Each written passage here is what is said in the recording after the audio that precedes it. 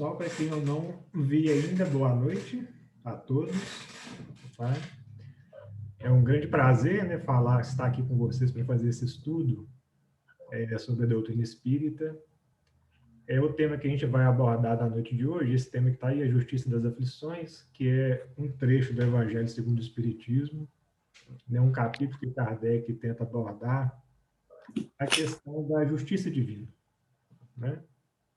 E é interessante, né, quando a gente é chamado para a doutrina espírita, muitos têm a oportunidade de nascer no lar espírita, mas muitas vezes nós não somos chamados para a doutrina espírita mesmo nascendo no lar espírita, né? Porque muitas vezes a gente acaba, por algum motivo ou outro, não aproveitando essas reflexões que o espiritismo traz, né? E mesmo aqueles que nascem no lar espírita ou aqueles que se tornam espírita a partir do contato com o conteúdo doutrinário, nós passamos realmente por uma questão de reflexão muito profunda, principalmente na questão do campo da razão, do raciocínio, porque uma grande parte de nós, né, se não a maioria, acabamos sendo fisgados, né, pela doutrina espírita, mais pelo aspecto da razão, do entendimento, da compreensão, do que muitas vezes pela maturidade do senso moral, né, pelo aprimoramento do amor propriamente dito e pela caridade. Então, pelo menos no início, né, uma grande parte da gente é fisgado por esse processo de entendimento da doutrina espírita. Não que ele seja mais ou menos importante, porque a gente sabe que o espiritismo ele é um complemento das duas coisas, né? Ele não é só razão, não é só ciência, ele é amor, razão, ciência, fé, religião. Ele é a complementação de todas as coisas do ensinamento verdadeiro de Jesus. Mas é interessante que a gente passa, normalmente, por um conceito de reflexão a respeito de uma premissa. A gente sabe que toda religião, toda doutrina religiosa, vamos colocar assim, ela tem determinadas premissas que são ali as bases de todo movimento religioso. O Espiritismo não é diferente. Ele apresenta algumas premissas, né? E a partir dessas premissas, a gente começa a desenvolver todo um encadeamento de raciocínio a respeito das verdades que Jesus nos trouxe. E é interessante que a gente já falou, já está cansado de ouvir isso, né, e falar sobre a primeira pergunta de O Livro dos Espíritos, né, a gente está cansado de ler e falar sobre ela, mas muitas vezes nós não nos perguntamos, né, e passamos às vezes batido nessas questões, do porquê que Kardec começa com essa questão. E poderia começar com qualquer outra questão a respeito da espiritualidade, né, a respeito da vida. Mas Kardec, ele começa exatamente por aquela questão que está no Livro dos Espíritos, né? Que é Deus. Refletindo exatamente sobre esse ponto de partida. Porque nós sabemos, né, que o Livro dos Espíritos foi a primeira obra da codificação, publicada, né, em 1857, e ali tem uma série de perguntas, né, para os espíritos, e eles respondem através da mediunidade, dos vários médiuns que trabalharam com Kardec à época. Mas Kardec, na organização, na compilação dessas perguntas e respostas, ele fez um roteiro, tem uma sequência. O Livro dos Espíritos, ele não foi compilado, né, de forma aleatória. Ali há todo o encadeamento de raciocínio, de pensamento, de reflexão sobre aquilo ali. E Kardec começa exatamente sobre a questão de Deus, sobre a reflexão do que é Deus, né? E isso tem um motivo. Isso tem um motivo porque quando nós conversamos, por exemplo, com qualquer pessoa de outra religião, ou alguém que chega da doutrina espírita, ou até mesmo pessoas que não têm religião alguma e que não acreditam em Deus, né? Para que você tenha qualquer começo de conversa com ela a respeito da espiritualidade, a respeito de mundo espiritual, a respeito de espírito, de alma, seja lá qual seja o conceito que ela tem de alma ou de espírito, nós sempre teremos que partir dessa premissa que Kardec parte em O Livro dos Espíritos, que é Deus, né? Sem partir dessa premissa, nós não conseguimos desenvolver qualquer outro tipo de raciocínio ou de argumentação com a pessoa. Primeiro que se ela não acredita na existência de algo superior, né, criador de todas as coisas, não adianta eu discutir com ela o que é alma, reencarnação, lei de causa e efeito, porque ela muito menos vai entender o que é isso. Então, Kardec começa exatamente dessa questão no Livro dos Espíritos, porque ela é a premissa de entendimento para todas as outras coisas referentes à vida após a morte, referente à espiritualidade. Então, Kardec começa exatamente abordando essa questão. Então, quando a gente, por exemplo, recebe, às vezes, os colegas, né, que chegam à casa espírita, nos estudos sistematizados, eles estão entrando na casa espírita, e esse trabalho é um trabalho muito rico, porque você vai tendo contato com essas pessoas, né, que estão iniciando o espiritismo, que nunca participaram, né, de nenhum conceito doutrinário espírita, e é extremamente interessante, né, os conceitos que elas trazem a respeito dessa questão da divindade, né? Porque muitas vezes esses conceitos são misturas, né, de várias religiões, misturas ainda dos nossos arquétipos, né, trazidos de outras encarnações, são misturas de conceitos da mitologia, né? Então, o Espiritismo, e nos livros, né, na introdução dos estudos sistematizados, nós iniciamos também com essa questão sobre o que é Deus. Agora, por que isso é tão importante? Por que é tão importante construir um conceito, né, de divindade para depois a gente abordar qualquer outro assunto dentro do Espiritismo? Isso, às vezes, parece de menos importância. É uma questão, às vezes, algumas pessoas podem pensar que é muito reflexiva, muito filosófica, mas na realidade ela não é. Ela é, sim, filosófica, reflexiva, mas ela não é de menos importância, ela é de extrema importância, né? Porque ela é a base, né, para que você consiga conversar com qualquer outra pessoa que te peça informação do Espiritismo. E como todos nós, né, uma vez tomando contato com a doutrina espírita, temos aí, entre aspas, uma obrigação de dizer o que o Espiritismo traz, né, porque é uma verdade que esclarece e consola, nada melhor do que começar por esse conceito, né, esclarecendo esse conceito de divindade. E é interessante que muitas pessoas que chegam à casa espírita, ou até mesmo aqueles que nascem na doutrina espírita, né, nós trazemos desses nossos arquétipos, desses nossos costumes, né, um conceito de divindade que a gente tem que, a princípio, fazer uma desconstrução desse conceito. Nós não podemos avançar na doutrina espírita, quando nós chegamos dentro dela, sem desconstruir o conceito de divindade que a gente traz. É impossível, né? Então, por exemplo, quando a gente chega na doutrina espírita, principalmente as pessoas de outras religiões, e trazem um conceito, por exemplo, de um Deus antropomórfico, um Deus que se assemelha às características humanas. Às vezes é um Deus que pune, um Deus que nós temos que, às vezes, temer a ele do que compreender, um Deus que é temerário, um Deus que, às vezes, sente raiva, né? Que se aproxima muito daqueles conceitos da mitologia antiga, né, dos deuses politeístas, onde se tinha um deus para cada coisa, né? E nós, né, estamos inseridos nesse processo de construção desse Deus homem, vamos dizer assim, ao longo de milênios reencarnatórios, né? Então, às vezes, mesmo que inconscientemente, às vezes nós falamos para os filhos, não faça isso, né? Bata 3 vezes na boca e peça desculpa para Deus, senão ele te castiga, né? Não faça isso, senão Deus vai te castigar. E a gente vai criando esses conceitos de um Deus ainda muito semelhante ao homem, um Deus punitivo, né? Que nós não podemos confiar, mas que nós temos que temer esse Deus. E o que o Espiritismo faz é justamente buscar a desconstrução desse Deus, né? Para começar a passar um Deus para a gente, um Deus reflexivo, mas um Deus que é muito mais amplo que isso. E existem infinitas formas, né, de nós chegarmos a esse conceito de um Deus, vamos dizer assim, né, um Deus cósmico, né, um Deus criador de todas as coisas, porque cada pessoa apresenta a sua singularidade, né? Uns vão chegar nesse Deus através da ciência, uns vão chegar nesse Deus através de um simples trabalho no campo, né, onde eles conseguem observar a natureza, né, o benefício da divindade em todas as coisas. Uns vão enxergar na microbiologia, Uns vão enxergar no macrocosmos, né, essa divindade.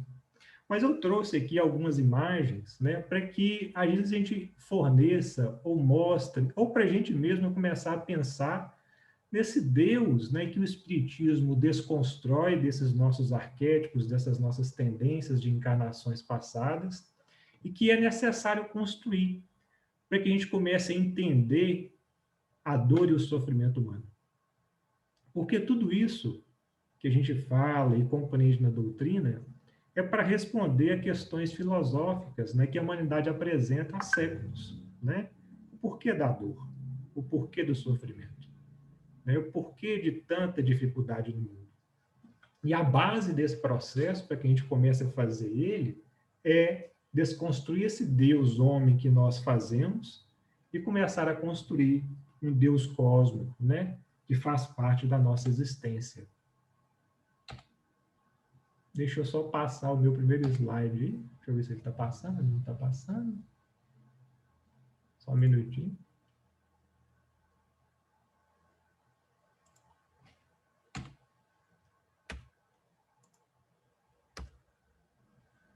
Acho que passou, né? Então a gente pode ver aí, por exemplo, eu não estou vendo vocês aqui, peraí.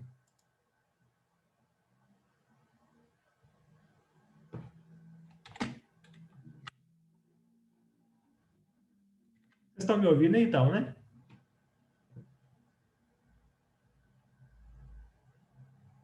Estão me ouvindo, gente?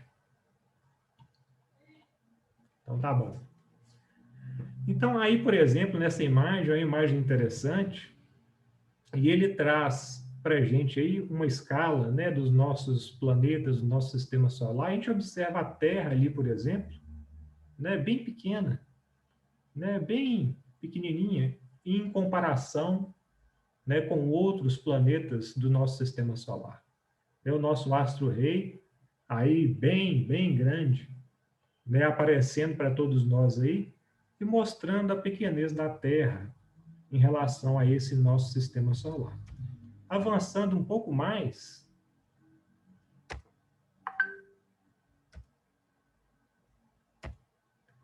é engraçado, acho que eu estou com um problema aqui que o meu PowerPoint não está passando.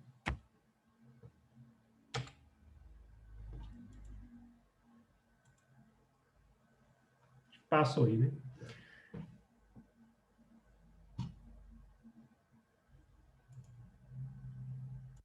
Pronto. Consegui localizar aqui. Avançando um pouco mais, a gente vai ver, por exemplo, a nossa Via Láctea, né? E o nosso sistema solar quase desaparecendo em torno dessas milhões e bilhões de estrelas, né, ao seu redor. Então, nós temos aí o nosso sistema solar bem pequenininho aqui e bilhões de estrelas à sua volta. E a gente começa, né, a refletir sobre que Deus é esse que cria todas essas coisas, né? A gente começa, por exemplo, a olhar para o céu à noite e perceber, né, que a gente não consegue ver nem 1%, né, das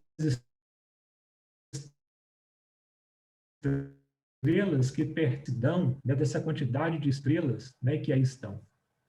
Nós avançamos um pouco mais e vamos observar, por exemplo, galáxias, né, distantes da nossa Via Láctea.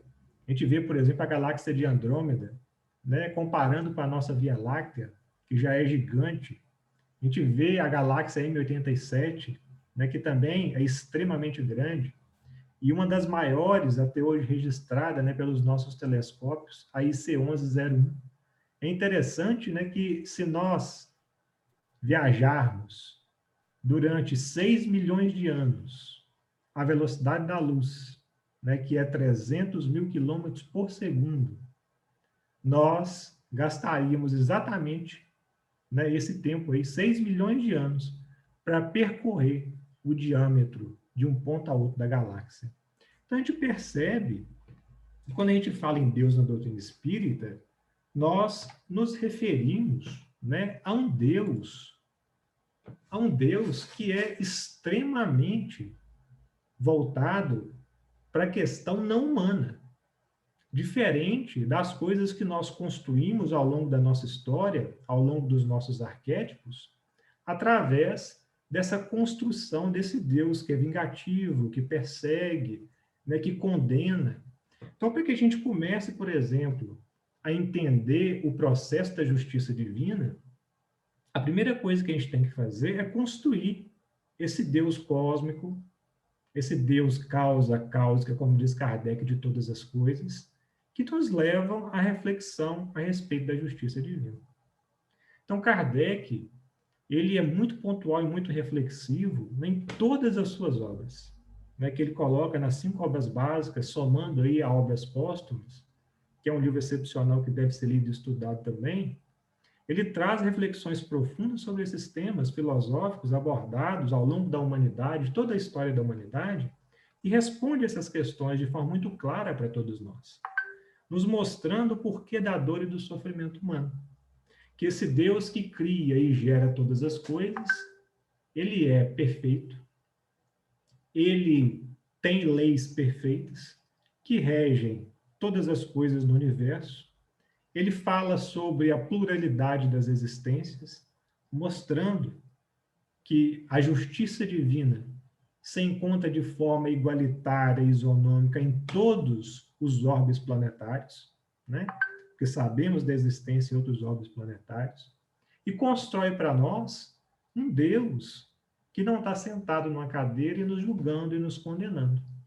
Então, é interessante que a gente comece sempre nos estudos da doutrina espírita, para aqueles que estão iniciando, nesse processo de desconstrução desse Deus que nós trazemos, né, lá dos nossos arquétipos e das nossas religiões, né, de origem, para a construção desse Deus de amor, entendimento e compreensão que nos fornece a doutrina espírita.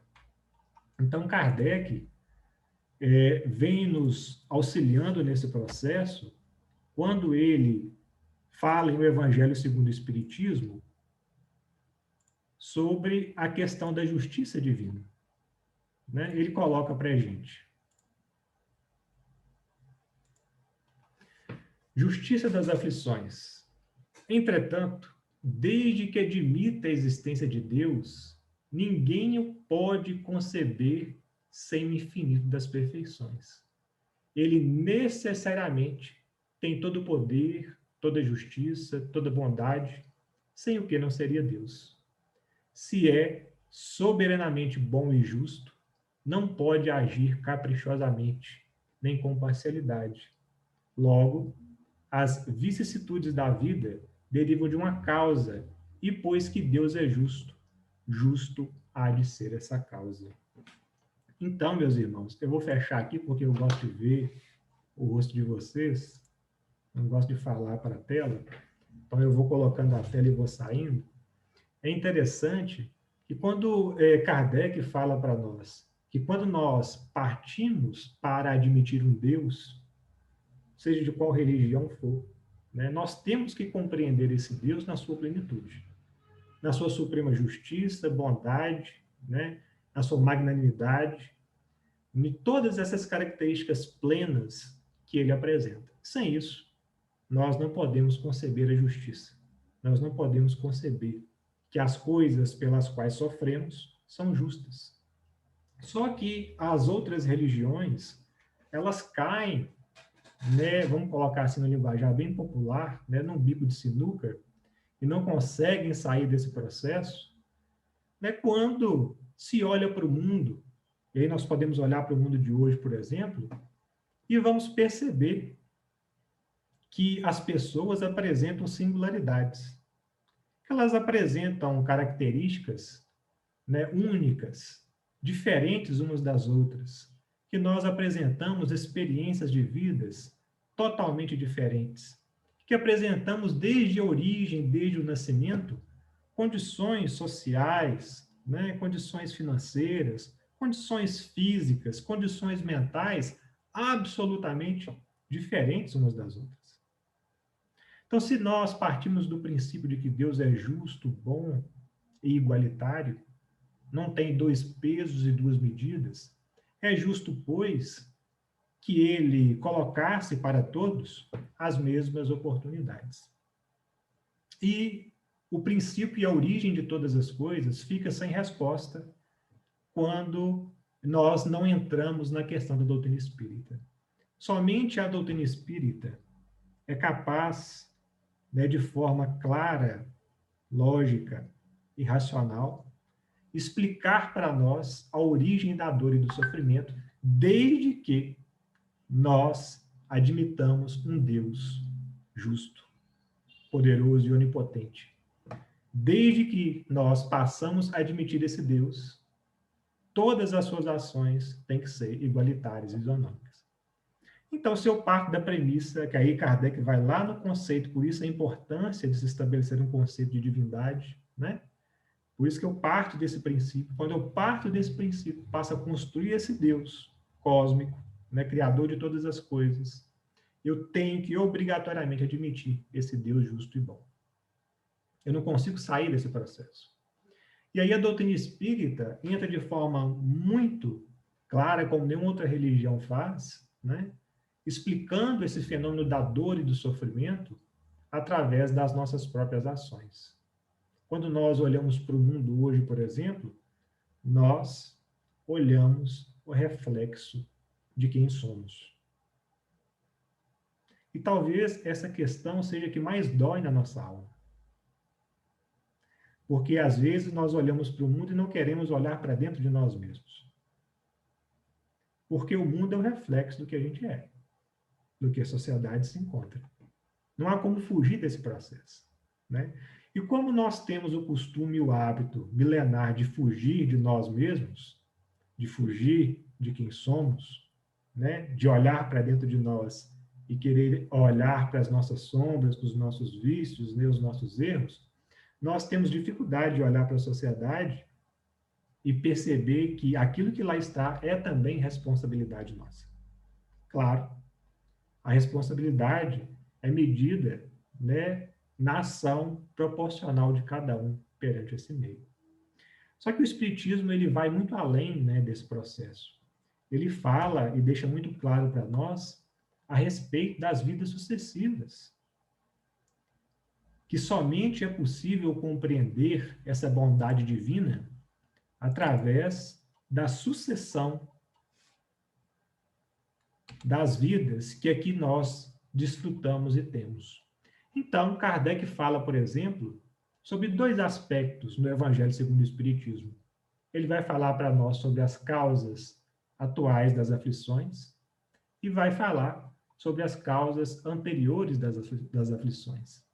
Quando ele coloca para a gente, por exemplo, que as causas atuais das aflições, elas acabam muitas vezes por incúria nossa, né, por falta nossa nessa encarnação, nós acabamos provocando os nossos próprios males. Então ele coloca para a gente, né, quantos homens caem por sua própria culpa, quantos se arruinam por falta de ordem, de perseverança, pelo mal proceder ou por não terem sabido limitar seus desejos. Quantas uniões desgraçadas, porque resultaram de um cálculo de interesse e de vaidade, nas quais o coração não tomou parte alguma. Quantas dissensões e funestas disputas se teriam evitado com um pouco de moderação e menos suscetibilidade. Quantas doenças e enfermidades decorrem da intemperança e dos excessos de todo gênero. Então, Kardec vai colocar para nós, né, com a espiritualidade, que existem sim faltas que sofremos nessa própria encarnação e que são consequências dos nossos próprios atos nesta existência, nesta encarnação. Porque, inclusive, os espíritos nos alertam, né, que grande parte dos males pelos quais nós sofremos são consequências dessa existência, do mau proceder, dos maus hábitos alimentares, né, de nós, muitas vezes, buscarmos interesses outros que não elevação espiritual. Então, quantos problemas nós evitaríamos se mudássemos a nossa trajetória pensando na vida futura e não na vida presente que se acaba com a morte, né, que se vai com a matéria? Muitos problemas teriam sido evitados. Quantos são vítimas de sua própria imprevidência, de seu orgulho, de sua ambição? Né? Então, quantos indivíduos que, ao invés, muitas vezes, de se contentar com o que tem, né, de conseguir ali, já tem uma grande riqueza, um grande poder, o indivíduo quer mais, cada vez mais, a ambição, né? Quantos pais são infelizes com seus filhos porque não lhe combateram desde o princípio as más tendências, por fraqueza ou indiferença, deixaram que nele se desenvolvessem os germes do orgulho, do egoísmo, de toda tola vaidade que produzem a secura do coração. Depois, mais tarde, quando colhem o que semearam, admiram-se e se afligem da falta de deferência com que são tratados e da ingratidão deles. Então, a gente percebe, por exemplo, hoje no meio social, quantas crianças não têm recebido a devida educação, quantos pais têm negligenciado o processo educacional dos seus filhos, deixando muitas vezes por conta de babás, né, de terceiros, de pessoas que não cabe a elas a responsabilidade sobre o processo educacional. E mais tarde a gente está vendo no meio social a quantidade de crianças, né, por exemplo, que têm se direcionado, jovens, adolescentes e até mesmo crianças, para o suicídio. Então, indivíduos que muitas vezes foram criados por pais que, para compensar, né, a sua ausência, a sua presença no dia a dia, cercaram esses filhos, né, de carinho e amor, mas não de educação, porque fazem tudo quanto eles querem. Crianças, né, muitas vezes, que nunca ouviram não dos pais, e os pais, num afã de compensar a sua falta, né, de presença ali, a sua não presença ao lado deles, acabam enchendo essas crianças de bens materiais, né, não ensinando para cada uma delas que a vida é feita de dificuldades, acertos, desacertos. Então, muitas vezes, nos primeiros tropeços que esses indivíduos têm na vida, elas enxergam como única alternativa o suicídio, porque nunca foram realmente testadas, nunca foram educadas, nunca foram mostrado a elas as diferenças e as dificuldades que a vida apresenta. Cercaram muitas vezes esses indivíduos numa bolha e não permitiram com que elas pudessem aprender, crescer com seus próprios passos. Tem até um livro, né, de uma psiquiatra americana que ela fala, né, ela chama o livro Crianças Flocos de Neve. Ela faz uma referência aos flocos de neve, né, que no primeiro sol que dá, logo após o inverno, a neve rapidamente se derrete. E ela faz uma comparação com essas crianças e esses adolescentes, né, que na primeira dificuldade com que elas têm na vida, elas buscam, às vezes, como alternativa o suicídio, porque nunca passaram por amarguras, por dificuldades quanto crianças, nunca foram educadas como deveriam ser educadas. Então, nós percebemos que grande parte daquilo que nós vivemos no mundo hoje são consequências das nossas próprias ações nessa encarnação. Então, é preciso estar atento sempre a esse processo. E a doutrina espírita, como doutrina muito lógica, né, ela fala para a gente sobre as causas anteriores das aflições, né? Porque tem que ter um motivo. Quando nós não encontramos a explicação das fatalidades nesta encarnação, há de existir algum motivo, já que Deus é justo, bom em todas as suas circunstâncias. E Kardec coloca para a gente: mas se há males nesta vida cuja causa primária é o homem, outros há também aos quais, pelo menos na aparência, ele é completamente estranho e que parecem atingi-lo como por fatalidade. Tal, por exemplo, a perda de entes queridos e dos que são o amparo da família. Tais ainda os acidentes que nenhuma previsão poderia impedir, os reveses da fortuna que frustram todas as preocupações aconselhadas pela prudência, os flagelos naturais e etc, e etc. Então existem, sim, claro, né, as consequências que nós sofremos em função das nossas existências anteriores. em função das nossas escolhas no passado, que levaram à situação do presente, né? E é importante que a gente dê uma pausa aqui, só para a gente fazer uma reflexão, que a doutrina espírita, antes de ser uma lei fria, né, de ação e reação, como alguns indivíduos colocam, né, essa expressão, até conversava com Marcelinha há pouco tempo atrás, né, Kardec fala muito de causa e efeito, né, ação e reação é no livro de André Luiz, que é uma obra assim, excepcional, que traz, né, a respeito desse processo, né, de causa e efeito das nossas ações. Mas é importante que a gente tenha em mente que a doutrina espírita, antes de ser essa doutrina de razão lógica, ela é uma doutrina de amor, porque é a doutrina divina. É a doutrina que se assemelha, né? Se assemelha, não, que é a doutrina de Jesus, colocada para nós há 2000 anos.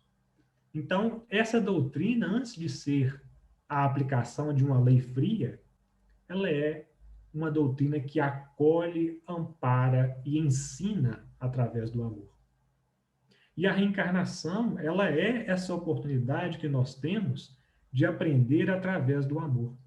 Então, nós já vimos, por exemplo, muitos palestrantes, até estudos, né, que algumas pessoas fazem, e querem introduzir, às vezes, alguns conceitos, algumas questões, que não apresentam na veracidade na doutrina espírita, né? Então, se o indivíduo, por exemplo, né, como muitas vezes as pessoas colocam, né, se ele assassinar uma pessoa, ele vai morrer assassinado na encarnação posterior? Não. Isso não é verdade. As leis, né, de correção divina, ela tem várias e várias variantes, né? Ela não é uma variante única, onde o que você fez, você vai receber. Senão nós iríamos entrar na lei de Talião, e esse ação e reação não teria fim, né? Não acabaria nunca. Então, antes das nossas ações, né, serem uma lei, né, de olho por olho, dente por dente, ela é uma lei de amor que faz com que a gente consiga compreender a doutrina na sua plenitude. Porque Deus dá a oportunidade de reparação a todos os indivíduos, não pela dor, pela aflição, mas pela coragem de realizar o bem. E um exemplo que eu sempre trago quando eu falo sobre esse assunto é o exemplo de um companheiro, amigo do Chico, né? E uma pequena história, né, que ele coloca para nós a respeito desse irmão que trabalhava com o Chico na casa espírita lá em Uberaba, em Pedro Leopoldo também, e esse indivíduo coloca para nós uma situação muito interessante, depois eu vou ler aqui a história rapidamente para vocês, onde ele vem a perder o dedo no trabalho manual que ele realizava, né? E a lei, como ele coloca para nós aqui, a lei de ação e reação na física, ela é implacável, né? Mas a lei de causa e efeito, ensinada pelos espíritos, né? Ela permite que o efeito em sofrimento seja convertida ou ainda reduzida pela ação da caridade. Então, a lei divina, ela é uma lei de correção através do amor. Deus não quer que o indivíduo sofra males como ele fez o outro passar e sofrer. Ele quer que o indivíduo aprenda a lição, que ele se corrija intimamente. Agora, a forma como vai se dar esse procedimento, ela pode ser, muitas vezes, através de ações semelhantes com o que ele fez o outro passar, ou não. Ou essa ação, por exemplo, ela pode ser reduzida ou amenizada através da conversão desse indivíduo ao bem. Esse exemplo que a gente traz, muitas pessoas citam essa história do Chico, né? E às vezes contam de forma equivocada, uns falam que perdeu a mão e tal, mas essa história dele, ela está no livro A Vida Escreve, né? Psicografada pelo Chico Xavier e pelo Valdo Vieira, no qual ele descreve o fato de Saturnino Pereira, que ao perder o dedo, né, junto a um trabalho que ele fazia lá, né, que era condutor, né, se fizera centro das atenções. Como Saturnino, sendo espírita e benévolo para com todas as pessoas, pôde perder o dedo. Então, Saturnino era um trabalhador, né, manual, fazia trabalhos manuais, e numa das máquinas que ele utilizava, ele perdeu um dedo. E Saturnino era um trabalhador assíduo da Casa Espírita, junto com Chico Xavier e outros tantos trabalhadores que lá estavam, e eles ficavam integrados, ficaram, né, ali questionando, né, sobre essa questão. Será que os espíritos ali não estavam para poder ajudá-lo, socorrê-lo, né? Parecia um fato que ia de encontro com a justiça divina. Então, olha como é que funciona, por exemplo, o nosso pensamento, né? A gente vê um fato, a gente observa um fato de forma restrita, a gente observa um fato de forma restrita, com um ângulo de visão restrito, num contexto limitado, e quando a gente não tem uma percepção do todo, nós fazemos um pré-julgamento das coisas. Então, observem esse homem, né? Aos olhos de todos que aqui estamos, trabalhador assíduo da casa, um indivíduo de uma benevolência extrema, que ajudava a todos, acolhia a todos, amparava, trabalhava dia e noite no seu ofício, era honesto, não enganava ninguém e estava ali exercendo a sua função. E, naquele trabalho que ele exercia e precisava demasiadamente das suas mãos, ele perdeu o dedo da mão. Então, a história dele é o seguinte, né?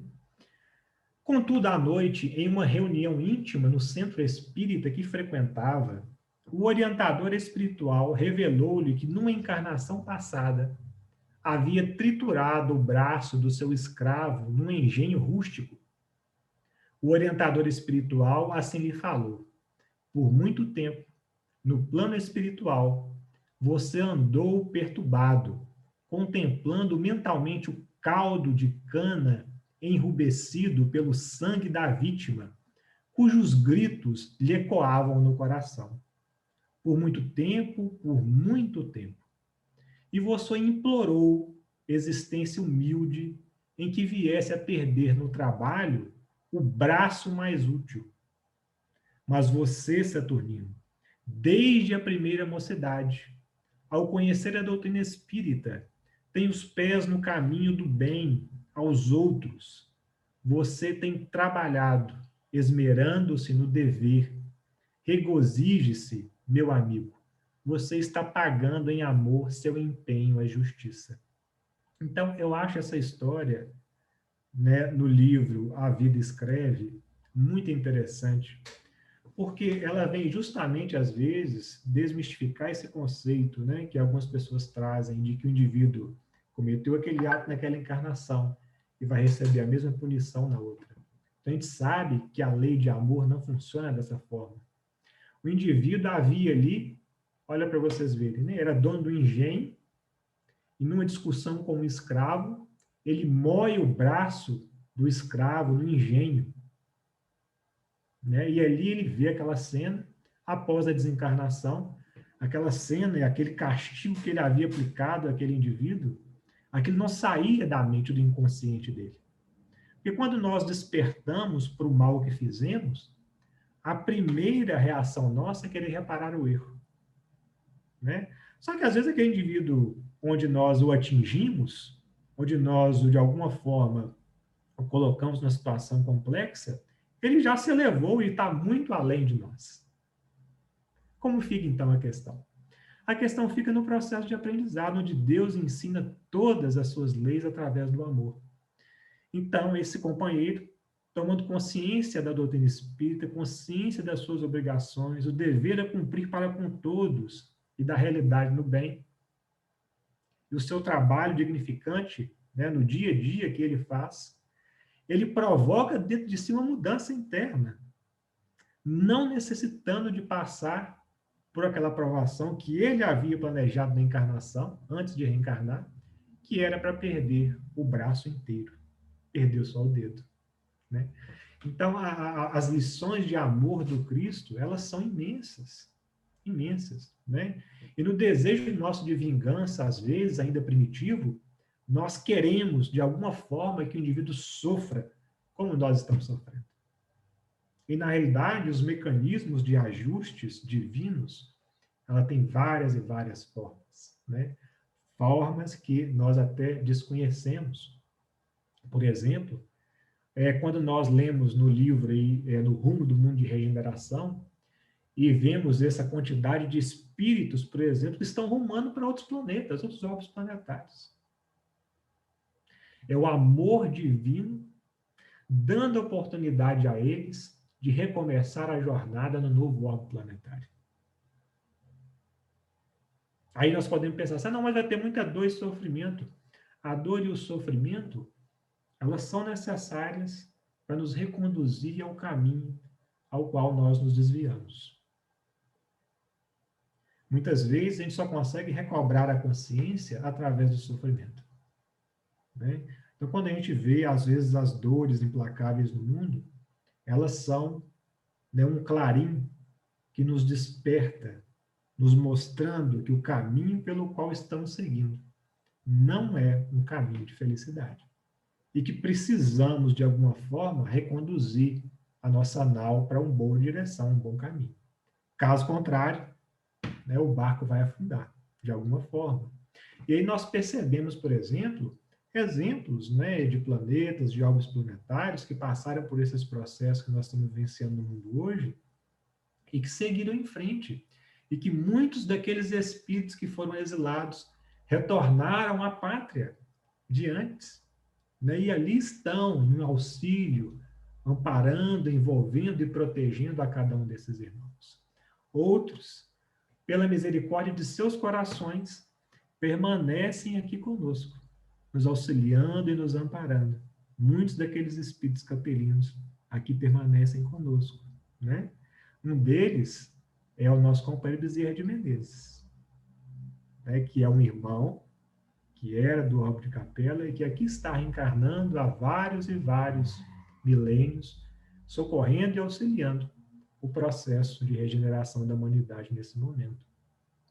É bonita a história do Bezerra, que na sua última desencarnação, ao chegar no plano espiritual, né, e aí o Divaldo narra essa passagem para nós de forma muito belíssima, quando ele questiona o Bezerra de Menezes qual foi o momento mais bonito para ele após a sua desencarnação. E aí Bezerra de Menezes fala essa passagem que é belíssima, né? Que ele estava numa cama, né? Uma moça, né? Muito bela, o despertava e ele ouvia, né? Cânticos, né? Músicas entoadas por uma multidão de pessoas que estavam à janela do quarto, agradecendo o auxílio que ele fez, né, a dezenas de centenas de pessoas naquela existência que ele teve. E por benefício e mérito desse irmão, ele já poderia ter retornado a planetas, né, mais evoluídos. Mas quando Maria de Nazaré oferece a ele essa oportunidade de avançar para outros orbes planetários, ele, no amor infinito e caridade e misericórdia para com nós todos, né, fala que enquanto houvesse na Terra irmãos aos quais estavam vinculados a ele, né, e necessitassem de amparo e socorro, daqui ele não sairia. Então, a gente percebe, né, a grandiosidade dos espíritos missionários. Os espíritos missionários que são conduzidos, né, ao planeta terrestre, nas obras, né, que nós temos acesso, são irmãos, né, de uma elevação moral muito maior que a nossa e que vem aqui para nos mostrar o caminho e a direção. E esse caminho e essa direção, eles sempre se dão através da ação do amor, do perdão, né, em todas as suas circunstâncias. Né? As aflições do mundo, elas sempre vão existir nesses mundos de provas e expiações e ainda de regeneração, porque ainda fazem parte desse processo de aprendizado da humanidade. Mas a forma como nós vamos olhar, né, para esse processo, ela pode ser diferente e pode ser menos dolorosa, né, menos afligente, quando nós direcionamos o nosso olhar e o nosso pensamento para o alto, para aquilo que é importante, para aquilo que nos faz crescer, nos faz avançar na vida.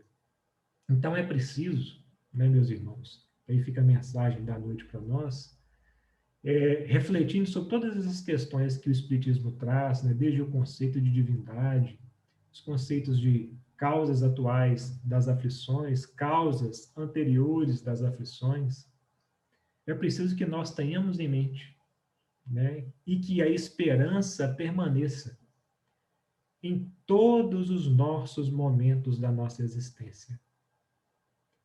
Kardec fala para nós, no Evangelho segundo o Espiritismo, sobre o caminho bem vivido, a dor bem sentida, a dificuldade bem vivida. Fala que é necessário que nas nossas expiações e nas nossas provações, nós tenhamos ali a força e a coragem necessária para enxergar Deus, não o Deus antropomórfico, mas o Deus realmente divino que há dentro de cada um de nós. Enxergando as nossas potencialidades, enxergando as qualidades que cada um de nós temos. Os Espíritos sempre falam dessas potencialidades divinas que nós temos e que nenhuma outra pessoa possui de forma igual à nossa. Como dizia um psicólogo, né, Carl Gustav Jung, quando ele fala que se nós quisermos ser infelizes, basta nos compararmos com o outro. Esse é o passo para a infelicidade. O outro é o outro e nós somos nós, né? O outro apresenta características físicas, né, psicológicas, morais, intelectuais diferentes da nossa, porque apresenta processos evolutivos diferentes do nosso. Nós nunca somos iguais a outra pessoa. Todos, sem exceção, apresentamos particularidades, singularidades únicas e trazemos esse potencial divino em nossa existência. Então, a mensagem, né, que eu queria deixar para todos nós é exatamente essa, né? Tenhamos fé, mas a fé que o Espiritismo traz para nós, né? A fé entendida, compreendida e, acima de tudo, a fé sentida no amor de Jesus. Que Deus possa nos abençoar e amparar a todos nós. Muita paz para vocês.